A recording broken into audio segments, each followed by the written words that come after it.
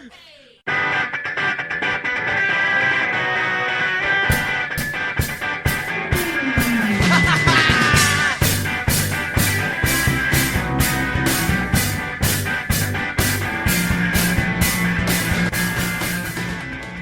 and welcome to a new series we call the V2 Academy, brought to you by v2football.com. I'm Chris Lappin, and join me for this series I have Peter Prickett. Hi everyone. And shortly we'll be joined by Diarmuid O'Carrolll, who is the Club and Community Development Officer for the Irish FA. So before we talk to Diarmuid, I thought I would introduce Peter. He's an experienced coach and he also writes a blog about coaching at a youth level. So do you want to let the listeners know how you got into the game? I got into the game because of the recession. Yeah. And at that time I was involved in developing properties. And I bought a property to do work on it. And then the recession hit. And I spoke to an agent about what would happen if I did the work. And the figure they gave me was a loss. Ooh. And I was like, oh, I'm going to have to do something else this year. Yeah. And it was suggested to me that I go and do some work. Oh, there's job in computers. There's always job and work in computers. Okay, so I went and had an interview with someone there. They told me how much it would cost. It was about $3,000, and it would take 3 years. And I thought about it, and I went away, and I watched Soccer AM on the Saturday morning. Yeah. And Max had just done his level 1, and they were featuring that on there. And the question I asked myself was, if it cost $3,000 and took 3 years, would I do my coaching badges? Mm. And the answer was yes. Yes. Yeah. And that's what sent me on the path. Oh, brilliant. So Ben, how did you get involved with the Rachel Yankee football programme? A friend of mine was actually doing some work with her, and I mentioned to him that I was going to be doing my level 1, but I had no one to work with. And he told me that she was running a grassroots team at the weekend. Give her a call. And they needed volunteers, so I did. She said, yeah, sure. I got involved there, and from getting involved in that and doing coaching on a Saturday and Sunday, I was asked, I've got a session on a Wednesday night. Do you want to do this? I've got a session here. Do you want to do this? And that's how I got drawn in to becoming a not quite full-time, but 20, 30-hour-a-week coach. Yeah, so now you're a head coach at youth level for the last couple of years. What is your role involved these days? Well, at the moment, it's just changed this summer. So yeah. I was assistant head coach at my grassroots football club. I'm now the head coach. At the moment, I'm recruiting coaches. So I'm filtering through the people who've applied, getting in the right people, hopefully, the right people for the club, the right people for the groups they're going to be working with, and that have an ethos that fits in with what's already at the club. Mm-hmm. So we're trying to avoid people who will say to us they're going to be working with the under-8s and they're going to be spending an hour a session on set pieces. Yeah. That's the sort of person we're trying to avoid. And my other role, again, has just changed this year. I've become head coach at Chiswick Futsal, going into the National League for next season. And I head coach of both the first team there and the youth team or youth squads that we're developing. Yeah, so I've been reading your blog for about 2 years now. Can you tell people about your blog? It can be about anything, but it's always about football or futsal. Yeah. And sometimes it's based on what's been happening.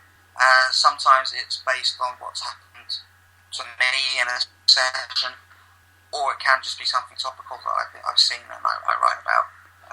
Hopefully in an interesting and thoughtful way. Yeah, so your latest article is about the Super Cup and futsal for Super Cup? Super Cup Northern Ireland, which used to be called the Hill Cup. They changed it this year. I went out the previous year as well. Back very recently from it, I watched the last 3 days and I wrote articles on all 3 days. Very interesting for me, seeing the different approaches from different countries. So there's teams from Northern Ireland, there's teams from England, Southampton, Newcastle and Sheffield United were there, which teams I saw, teams from Mexico with Chivas, Club Megapa, O'Higgins from Chile, very, very interesting to see, and Right to Dream, another notable team there, who are from Ghana and have been touring Europe the last 2 summers, winning tournaments galore. Yeah. So did you see a huge difference between the way the South Americans play futsal and the Europeans play futsal? That's like football. Futsal. Oh, football. There's a football tournament. Oh, sorry. There was a futsal tournament while I was out there. Oh, right. Okay. That's another story. There was a difference in approach for sure. Interestingly, for me, the only side that really consistently tried to play out from the back, as in goal kick, fullbacks pull wide, goalkeeper plays short, was Southampton. Yeah. The South American sides, or Central American sides, played long. They were quite happy to play long. The Northern Irish teams certainly played long. The Scottish teams that were there also played long. O'Higgins, as I said, were the most interesting because they were not afraid to play direct at all, and yet their players were technically excellent. So it meant, in a way, that the Southampton team that I watched this year was quite predictable, and they almost lost to a team that was nowhere near as good as them. Yeah. Because they split themselves open to try and keep the ball, and they kept intercepting it. Now, the argument is they're under 16, so they're developing, so results don't matter, but it was pedestrian, it was slow, and it lacked variety. Whereas to predict what O'Higgins were about to do was almost impossible. Yeah. Right to Dream, similarly, they had many, many different ways of scoring against you and causing problems. They like to hit the forwards early, but they're happy to keep possession as well. They could put a cross in, or they could run at the centre of your defence. The variety with which they attacked was certainly far removed from what I saw from the not English, but the teams from the UK. So we're delighted to be joined on the line by Diarmuid O'Carrolll. How are you doing this evening, Diarmuid? Not too bad, mate. No, not too bad. How's yourself? I'm very well. So, firstly, congratulations on winning your fourth title in a row. Yeah, thanks very much. Yeah, I think I'm the answer to the quiz question in Northern Ireland football now forevermore. So yeah. That'll be the highlight of the career at this stage. So how are you enjoying retirement? Brilliant. Yeah, it's great. Obviously, I enjoyed the time off and stuff now. So since the last time I spoke to you, obviously won the league, and then I'm now focusing probably this year more on coaching than I am on playing. So yeah, exciting times ahead. So it's a new challenge. Hopefully, I see you went to the Euros. Do you see any matches? Yeah, myself and 2 of my mates from home went to the Ireland-Sweden game. Yeah. And it was brilliant. It was the first game in the group, and to be fair, it was the big one for the group. Well, the one we expected to be the big one. Yeah. Obviously, eventually they did the business against Italy, but it was some atmosphere and great to see Stade de France as well, So during our chat in February, we discussed the buzz around Ireland. Did the FA capitalise on this buzz by trying to get kids involved? Yeah, it's been massive. Obviously, the success both up north and down south. Obviously, I'm based with the Irish Football Association up north. Yeah. And the job that Michael O'Neill and the players have done there has been fantastic. And you see the jerseys, you see the colours, the flags. It's just been massive. The PR and the support and everything that they've got off the back of it. They've run the association in association with the councils, ran a number of fan zones and public events where there was like upwards of 10,000 people at these events and stuff. Yeah. So major fan zones for families, as well as obviously the social aspect, watching the games, So I think there'll be a legacy for years to come. So in the short time since the Euros and with Northern Ireland's success, have you seen an increase in the kids' interest in the sport? Yeah, we've had huge inquiries now around trying to get our staff out to deliver and just to be seen with the badge. And people are more obviously inspired by the number of players that came through the local league and ended up in the squad. Yeah. The Northern Ireland squad in particular, there's 5 or 6 players that came from the local league that are now playing in England and Scotland. And I know that down south there was similar numbers of players that had progressed. I know Wes Houlihan, for example, Seamus Coleman, those kind of players played a lot of their time down south as well. Yeah. So it's been it's been brilliant for the local leagues, and obviously then it'll knock on naturally down into the summer camps and that stuff over the summer as well. Right, so I'm gonna pass you over to Peter, who's got a couple of questions for you. No problem. Hi. Hi, mate. Yeah, linked to that with your summer camps, one of your roles is club and community development officer. What is the goal of that particular program? The work I do, I work very closely with our grassroots department. So the grassroots development officers, we have 11 of them nationwide in regional locations. And they mainly do coach education and on the pitch stuff. They work with coaches and mentoring and trying to get them through basic accreditations and stuff. Well, then I come in and I cover all the country, all 900 odd clubs, and try and develop in the nicest way, the boring side of the clubs, the admin, the structures, the finance, committee side of football, to ensure that obviously everything is prospering off the pitch and they can improve on it. So it's very much a team effort then across the association, How often would each club have contact with a development officer? The local ones, the grassroots development officers have an awful lot of contact on a weekly basis, because they would run a number of small-sided game centres and different matches and oversee coach education. But myself, I obviously covering the whole country, and there's 900 odd clubs. I kind of put out different seminars, different training programs. I host different conferences and stuff like that, and then I also try and go out and meet clubs on a one-to-one basis with the committee, mainly across evenings, obviously, in the weekends, and try and work with them. So from my level, sometimes it can be, you can be working with 50 clubs in a week, or you can work with 5 clubs, while the grassroots development officers work with the same bunch of clubs year round. Do you know what I mean? Yeah, so consistency being key there. Is there a specific type of player that the IFA is looking to develop? So does your program gear it towards a dribbler, a passer, or anything along those lines? I think I suppose, like anyone, you turn around and say we just want good players, but no, I know that the work that Jim Magilton, he's the director of the elite development here in the association, he's overseeing the Club NI program, which is all the underage international teams, right down the ages and up towards like 17s and 19s.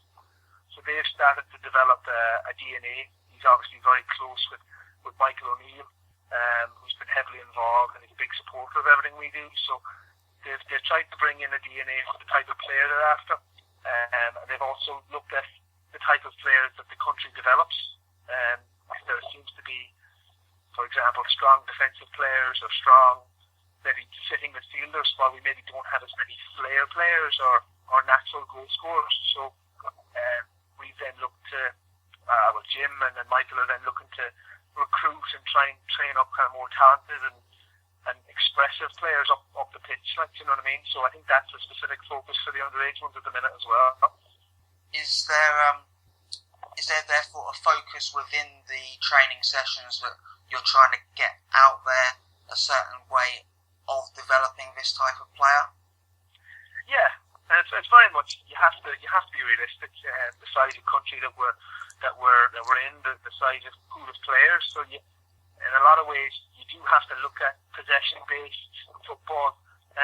So as if you look at seniors, for example, when you have it, you keep it, and you pick your moments. And then obviously you're naturally going to look at being solid as a unit and being tough to play against. But I think the key message now, speaking to a number of the elite coaches, is that they want to get away from like gallant defeats. They want to get away from, we did well, but we were unlucky.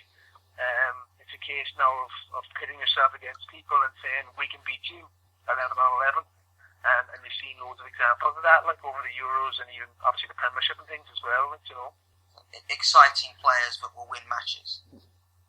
Yeah, game changers, and that's what it's all about. If we can improve the technical level of particular attacking players, then naturally the defensive players will improve, and we'll see more and more players go across the water, which will give Michael and the international coaches a bigger pool of players to pick from, because at the minute the achievement that they did in the Euros was fantastic, considering maybe had a 25-man squad and there's only, I think, 50 professionals he had to choose from, or 45 professionals. So it's a serious statistic, you know.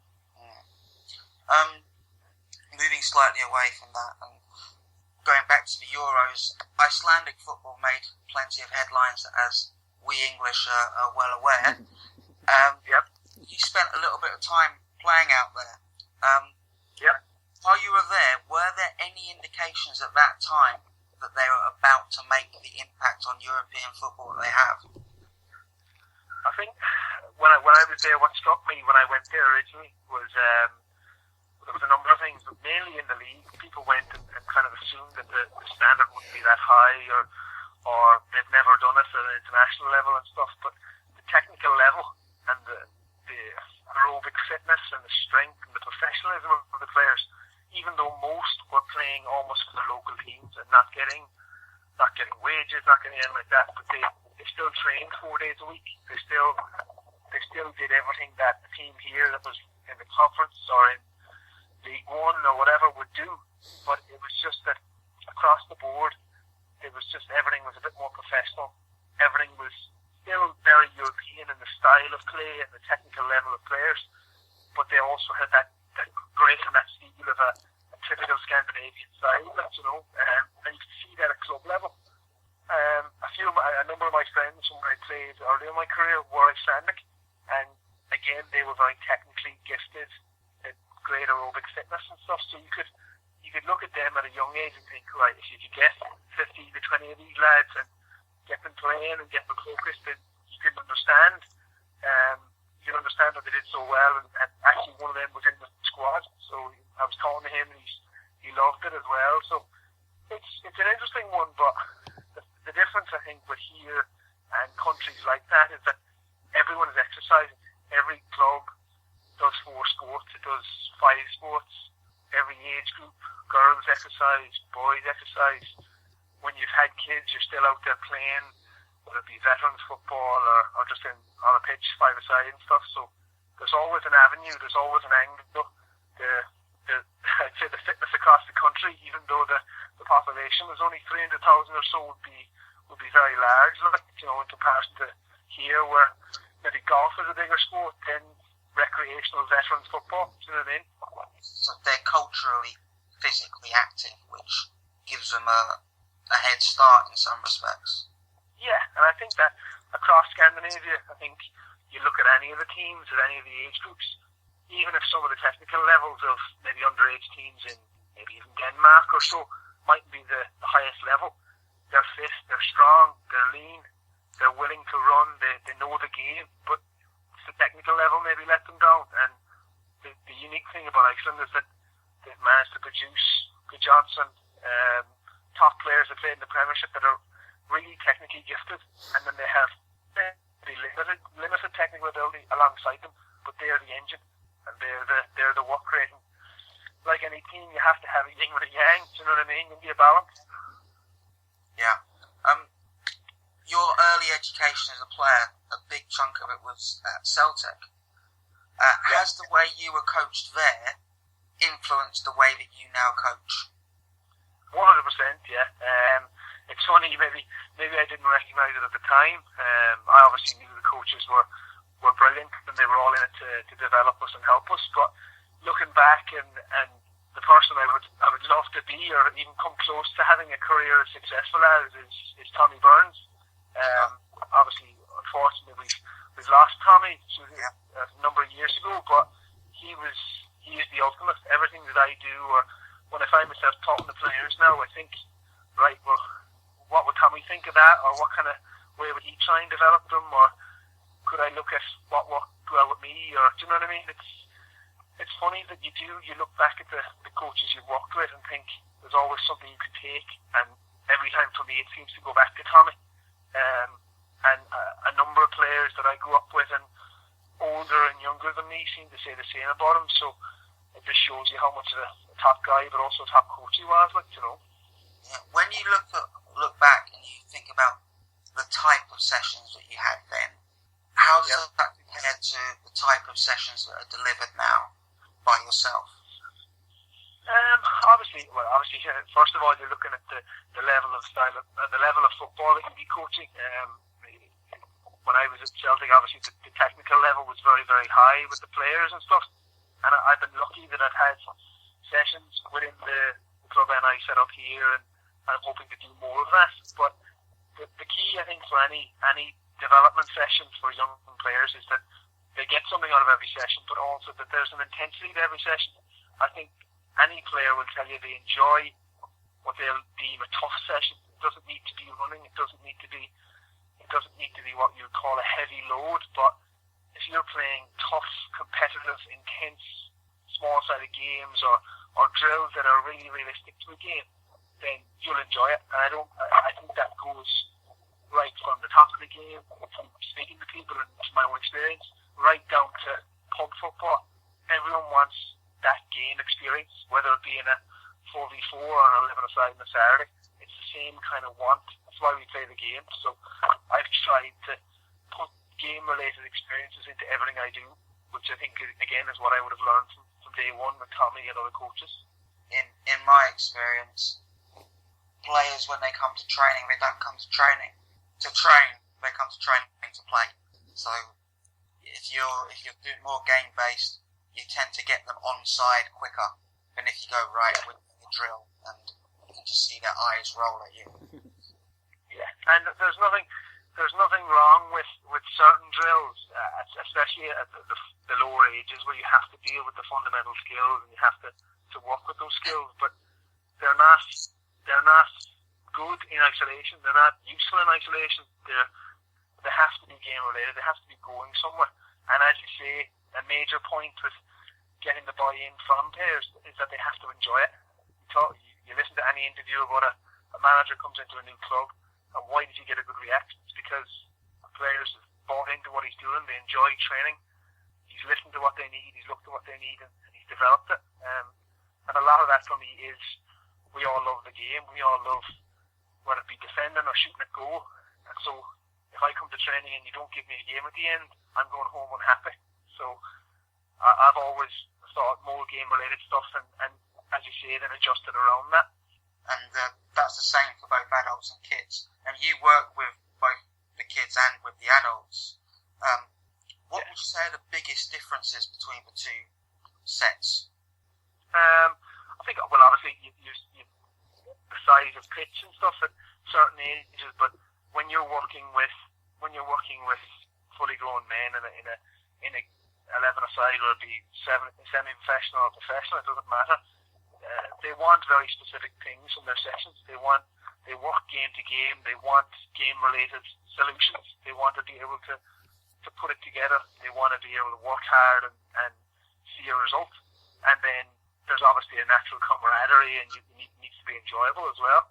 With kids, depending on the age, there is that want to be together and want to win together and obviously develop. But there's also every kid in a nice way is out for themselves at young ages, especially vying to get across the water for contracts, or whether it be just to stay in elite programs or develop further. So they're always maybe that little bit more selfish maybe, and it's trying to harness that, use that, promote it, because you want individual talent, you want your best player to be exceptional, but you also need them to buy into a team ethos, a team way of playing, because the best players in the world, yes, they're exceptional, but they also buy into what the manager wants and into the team ethics. So it's just combining the two methods, Yeah. I've just come back from Northern Ireland. I was watching the Super Cup, formerly known as the Milk Cup, watching various teams from around the world. And the county teams, I was there last year as well, the county teams seem to show up pretty strongly in the tournament, finalists and semi-finalists in the sections. Would you say that is a fair reflection of the strength of youth football in Northern Ireland, or is the reality that there's a lot more work needed? I think naturally there's work to be done, but I think there's been different debates around the Milk Cup, the Super Cup. There's been debates around the county system. around should it be more clubs or should it be like a national team kind of competition. But I'm a major believer in the county system. It's similar in a way to when I was under 13 when I was a kid. We represented our county and we played in the Kennedy Cup, which is a major All-Ireland tournament. All the counties compete, and you're pitting yourself against the best from other counties. And there's also then it becomes like a club side. You're playing for each other. It's something different. It's almost like going away with an international team, because you are being selected. You're being chosen as the best of your club or the best of your school, and there's a bit of recognition, and then also a bit of gentle pressure that you need to live up to that. Also, the county coaches sometimes as well have huge experience, and they come from backgrounds that maybe they're not taking club sides, but they've played and they've coached the top levels, but they only want the commitment of a short term for those tournaments. So it allows the players to have another voice, another experience, another person to help them help sculpt their career, and it also gives them a fantastic shop window. So I'd be a major believer in the county setup and keeping that going with almost a stepping stone then towards Club NI and the international teams. Last question from me. The day after the Super Cup finished, the first futsal tournament and conference began. I watched a little bit of that before I had to get on the plane. And this was seen as a big step for futsal in Northern Ireland. Do you see a big role for futsal in the future of developing this flair from the IFA are looking for? Or will it just be for development, or could it have a life of its own as well within the Northern Irish system? I think if you talk to, I was lucky, I was on the A licence in the summer, and Mendieta was in the course with me, and I'm very interested in futsal. I've been engaged with it within the association, and I'm starting to take some of the coach education. But speaking to him, he very much had a mentality from Spain. They're completely different sports. Yes, there is transferable skills, but if you play futsal, you're a futsaler. If you play football, you're a footballer. But my argument with him and my discussion with him was that here in Northern Ireland and across the UK, possibly our technical level, close control, maybe shielding the ball, going at people, beating people, isn't maybe what it is in some countries like Portugal, Brazil, Spain, at younger levels. So for me, futsal in that way can be used as a tool to enhance that, and I think that is part of the association's thinking. And then, as a side benefit, you're going to have progression in the game as itself. I know we're keen to get a Northern Ireland team playing a UK-wide tournament here in the next few months. So it's getting the two together. For me, it will always be in Northern Ireland. It will always be a tool to increase the level of players and increase the ability of players. But obviously, on its own, same as any of our teams, you want them to develop and compete themselves as well. All right, so before we finish, I've been sent in a listener's question. So Michael Hunt wants to know, how important is equal game time at the younger levels?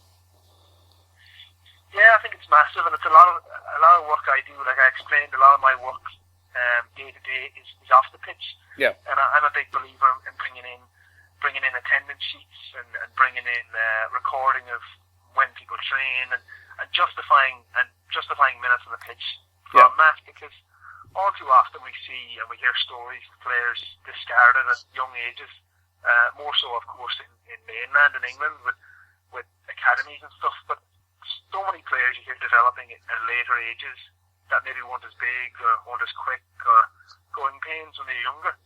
But the key is to try and give everyone a fair shot, try and give everyone a go, develop them just as much, and then it's always the way your best player under 12 might not even be there at 16, while your weakest or smallest player at 12 may then be your Messi, your player that is the star, for different reasons, yes, but different abilities, and you have to try and look at all aspects of the game, and that's the key behind not having coaches at these age groups that are all about winning, all about medals, all about leagues. You want to have people that are interested in making the best player kid's only 11. You're looking to put in the building blocks so that they can develop, and that's everybody. Yeah. Giving them all individual challenges that are specific to their ability, and then trying to ensure that everyone in the session does a bit of differentiation. If you have a player who is elite and stands out, challenge him. Yeah. Whether it be give him different small challenges in a session, and then if you have people who are weaker, don't ridicule them, encourage them, try and work with them, try and even get them to being the middle player in your group, not even necessarily the best. Try and get them developed, and that's what it's all about. That's what the essence of football is. 99% of people will never be professional, so we have to work with people and we have to try and make it enjoyable and develop them, you know. And what age do you think the emphasis should change from being fair and giving everyone equal time to it's time to think about winning?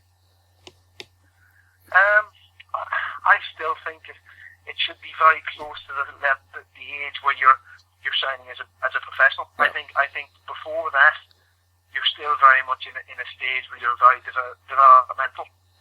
It's different if you're at a major club or you're in an academy, and then you're getting to the age of 16 when they're handing out contracts and they're looking at thinking, right, I need a player at 18, 19 to play in the first team. Then I think clubs obviously naturally need to be selfish. Yeah. But before that, at 14, 15, you can't tell me that at 14 years of age Messi was Messi or that Ronaldo was Ronaldo. You have to look at it and think, right, I'm going to get a late one, and how can I keep developing all of them? And then maybe growth spurt or just the development of the skill that they've been practicing for years, they may come on within a short space of time, and you hear loads of those stories. Kyle Walker is one that comes to mind. I think he was released at 16, signed up as an amateur form or something at 17, and then made his debut all of a sudden at 18, 19 for Sheffield United, and then went from there. So he's a classic example of maybe someone who doesn't look like he's maybe at his younger age was technically gifted at football, but had other attributes that you could develop. So if you'd have discarded him, he'd have been lost to the game at a young age, while whether it was his own hard work or a combination of his coaches, he's now prospered and made a fantastic career. Alright, so before we go, do you want to plug your social media? Yeah, I'm just at Diarmuid87, Diarmo87. Give us a follow, and if you like some of my ramblings, feel free to retweet or favourite from time to time. Alright, so I've really enjoyed having you on today. I'm sure Peter has as well. No problem. Thank you very much. I'd love to have you on again in the future. So. That's brilliant, lads. Anytime, and thanks very much for giving me a show.